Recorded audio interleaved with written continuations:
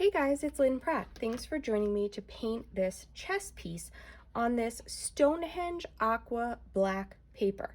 Now this is the Stonehenge Aqua Black 140-pound cold press, which means it has a little bit more tooth to the paper. There's also hot press as well that's completely flat, just like regular hot press watercolor paper. But this is the Stonehenge Aqua Black cold press 140-pound. And then I'm using, the only color that I'm going to be using is my Holbein Artist Gouache. So this is the Iridori series, and it's just the white gouache from the Iridori series. But any white gouache would do. And we're just going to use that just one color on our black paper. Now I've used some transfer paper to put my image on, or else you're welcome to draw it on. If you do, make sure your lines are really light and that you don't press down hard on the paper, because these fade off into the dark on the top and bottom. So I want to be able to erase those lines if I want to, once I put my color in, to kind of make it dark around the edges. So make sure that you're not pressing hard or doing dark lines. If they come out darker than you want, you can just use a kneaded eraser to lift some of them up and keep them light. I've put a little bit of my gouache onto just a small porcelain palette, since that's the only color that I'm going to use, and I'm using my size 6 Holbein Gold Round. So I'm just going to come in with my paint, and I'm going to start on my chess piece. So I have it watered down on my palette, and I'm just going to make sure I don't have too much on my brush, and I'm going to start on some of the brighter areas that are a little bit more white, that are the lightest areas. So I'm going to start so I kind of build up a base of color on those, because sometimes it's going to need more than one wash. So I've put that on, and then I'm rinsed out a little bit of the white and coming back to blend that, because remember, instead of using black, it's just the black of the paper that you're seeing through the white. So where you don't have white, that's how it's going to get darker and gray. So I'm just putting this in to start getting some of those outlined shapes in where I want it the brightest. And remember, it works just like watercolor, the gouache. It spreads with water. The only difference is that it's completely opaque, and of course for this tutorial we're working on black paper. So where I want it to be black, I'm just adding more water and less watercolor and letting that black paper show through. So the less watercolor I have on it, the darker the area is. So when I'm fading an area, I would do it just like I would normally do with watercolor, basically just opposite, because the more paint I have, the lighter it will be instead of darker. So you're basically doing the same thing that you normally do with watercolor, you're just doing it backwards. Now for this area, since it's a little bit larger, I can do it as a wet into wet. So I'm gonna put some water right up to the edge, and down across, and again, just like you would normally do a wet into wet with watercolor, it's just to kind of be able to blend it a little bit easier and to extend your drying time.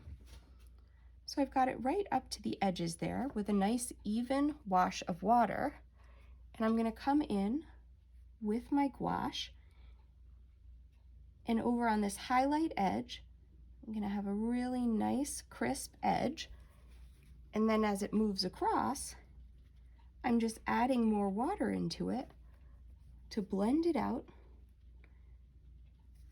until it's darker. Bring it right up under those areas that I already put in. And again, you don't want to have too much water on your brush, because you can get blooms in it just like you do with regular watercolor. So you just want to control the amount of water that's on your brush and let it just flow right into the water. And then it's going to go almost to black paper.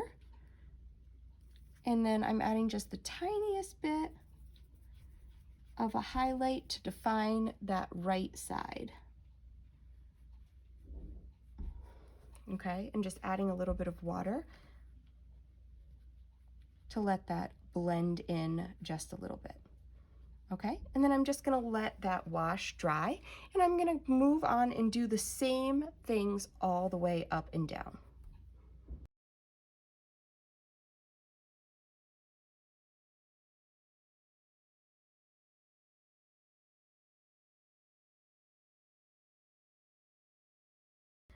As I'm going, I'm just skipping around so I don't go right up to an edge as it dries, and just putting it in separate areas. So this is a slightly smaller area up here. I've given the top a little bit of time to dry. So you don't necessarily have to do these smaller areas as wet into wet, but you can if you want to. It just makes it a little bit easier to blend. And again, I'm just adding it in, making sure that the areas above and below it have dried already. And these smaller areas are a little bit easier to get that color around. Now, as it's starting to dry, you'll see that as it dries, normally watercolor will get lighter. Well, this actually, technically it does get lighter, but it looks like it's getting darker because the paper that you're seeing more of is black.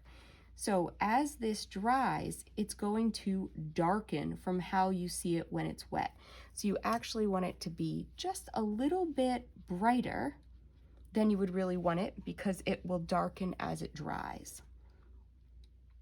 So remember, just like regular watercolor, we can come back in and put multiple layers on it as well. So if you don't get as bright or as white as you want it in that first layer, you can come back with extra layers and build up just like you would with regular watercolor. So now I'm going to come and just do this bottom area. So I'm going to do this bottom in a few different segments because it has some highlights and some shadows going around it. So instead of doing one big area, I'm kind of coming in and doing it a little bit broken up so I can get all those different parts in. And I want it to be blended on the top of this, so this is where it's a little bit lighter.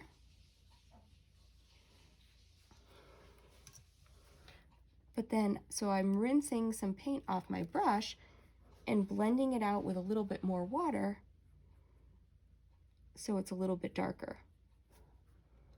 And I can just add a little bit more in where I want that nice highlight to be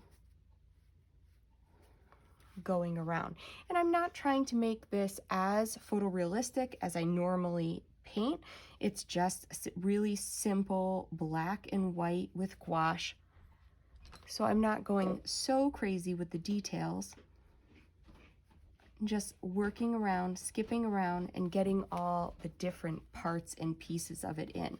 So rinse out a little bit of the white and spread it out so it gets a little bit darker as it gets over to that right hand side. I can also come in with my paper towel and just blot up a little bit to lift a little bit more of that paint. So if it gets too bright somewhere and you wanted it a little bit darker, you can just come in and lift a little bit as well. But keep in mind, you can just build up by adding a few more layers to areas. So once it starts to dry, you can come back in with a little bit more gouache and put it in, and then you can blend it just like regular watercolor. This center area has dried and it got a little bit lighter than I want it. So I'm just going to come in with a little bit more gouache over on this left-hand side. And instead of re-wetting the whole thing, I'm just going to add a layer here and then blend it out. So I'll just blend it over.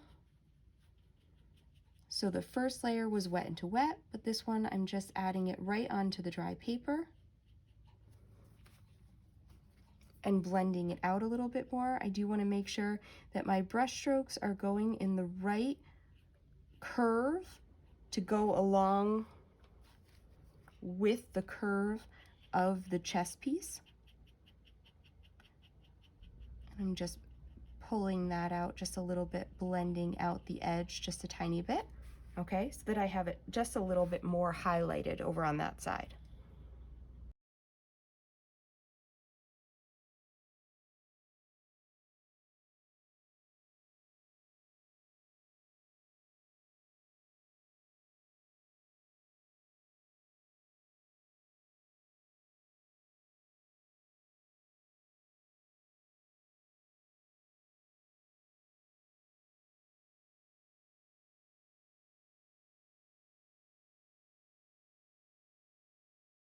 I have my base layers in on my chess piece, and now I'm going to start on my chess board. Now you'll notice that in my photo, the chessboard I was using is super old and the lines are all wiggly. It's literally just hand painted on there. And the lines on the drawing I provided are straight. So it's totally up to you how you want to do it. You can make it straight and even, or you can make it a little more abstract. I also extended the lines further than they go. They're really there, but I had darkened the photo in on the top and bottom. So it's totally up to you how you want to finish off the back, but keep in mind that you do want that shadow that's coming down to come at the correct angle there, so that first I'll start with this square that's in the white, and I am going to blend the edges of mine so that it's not super crisp like my lines are. So first I'm just going to come in with my white, and again you can see I'm just kind of going over my edges, but where that shadow falls across, I'm making sure not to put any. And I'm kind of keeping this background just a little bit more abstract. And keep in mind, you can make your white squares as white or as gray as you want. That's totally up to you. But keep in mind that where this shadow falls, you do want to make sure that that shadow falls right across there. So don't get it too light where that shadow falls.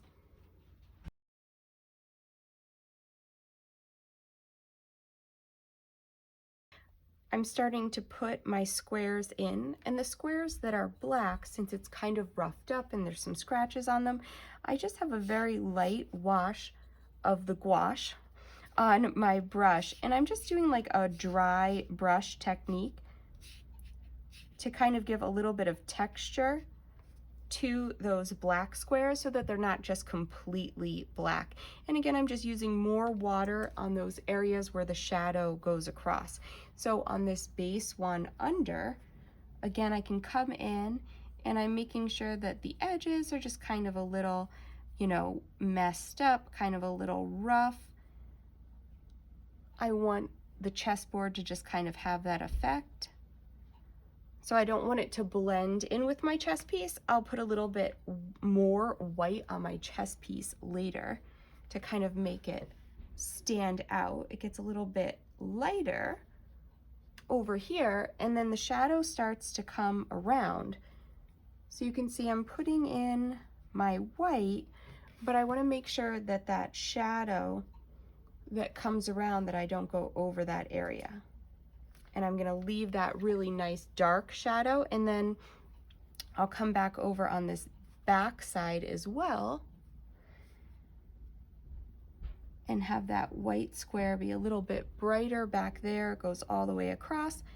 And I didn't draw these lines on in the drawing because I do want them to be kind of like a rough edge. I don't want it to be super polished, and if I drew the line there, then I would have a hard edge, and that's not what I want. I want it to be kind of abstract and kind of rough and beat up.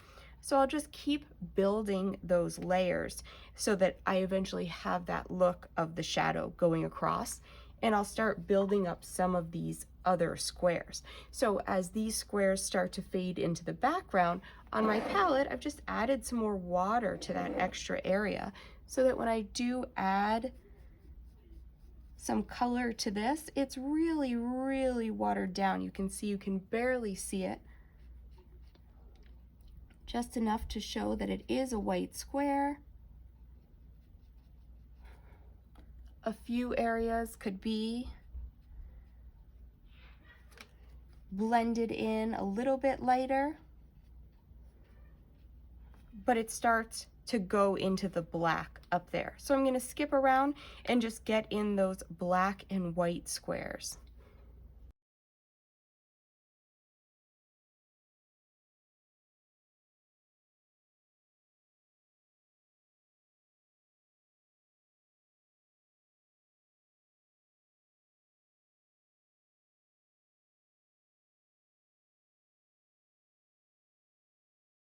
At this point, I have most of my parts in, and now it's just about fine-tuning things and blending out washes. So you can see right here, you can see the edges of my washes there. So I'm just gonna come back in and I'll just re-wet that whole area. And I'll just do it super gently so I don't disturb the paint that's already there, but enough so that I can just come in and add another wash over it, kind of a unifying wash that blends out those rough edges and comes right up to there, and then has that nice white coming across and blend out that edge to the bottom. So if you have an area that you need to adjust or fix, remember you can come in and just re-wet the whole area just like you would on regular watercolor paper with regular watercolor instead of the gouache. I want that lifted just a little bit darker right there. And remember, when it dries, it does darken a little bit, so just keep in mind while you're putting your layers on that it will darken slightly when it dries. So I'm just gonna add a few kind of little highlights and things like that. I want this white square to be a little bit brighter than my piece right here. So I'll make sure that goes in just like that, so that you can really see where the bottom of that is. It's a little bit confusing right here because I have a piece of the white that's behind, so I'm just gonna add a little bit more white to my piece so it kind of really just stands out right there. And I'll just get some brush work, a little bit of a line work to go across, because it is that wooden kind of milled look. And again, I'm just gonna skip around and touch up, brighten, and also if I need to, I can come in with my lifting brush. So for a lifting brush, I just use a small flat acrylic brush. So this is a size 0 Rockcliffe 250 LH, but any small little flat brush will do. So if you need to lift out in an area, I'm gonna lighten or make it darker. I'm gonna take out some of the light over here. So I'm gonna lift out some of that white paint, and you can see I can get it back just about back to that nice dark paper. Okay, so you can pretty much lift out all the gouache where you need to get that nice edge. So if you lost an edge or you need to come in and just kind of fix up an edge, you can just come in with just a small amount of water on your lifting brush. Make sure you blot with your paper towel, and you can just clean up any edges that you need to or anything like that. Over here, I need to add a little bit more white to my square underneath to kind of make that a better shape around there. But then I'll just make sure that I pull it out in the right direction with kind of some of those scuffs on the white squares, because this is kind of beat up and I really just kind of wanted to have that abstract look in the background. And then I will come back and erase and lift some of those extra lines that I have on there. I'm gonna add just a super light wash up here. And again, just super light, just to kind of like hint that the board does go on as it gets further up, but not putting in too much detail. At this point, I'm going to stop fiddling with it and call it done. I like the contrast of dark to light tones. You get the overall mood of the painting. So instead of adding a ton more detail with my white, I'm just going to call it done. I like how it looks, so I'm happy with it. So remember, just you don't have to go super detailed. You can just use the gouache and kind of get that overall feeling of what's happening in the painting. And I like it like this, so I'm going to stop. So make sure if you do this tutorial, I would love for you to tag me if you post it anywhere so that I can see your version of this. Thanks so much for joining me. Let's paint.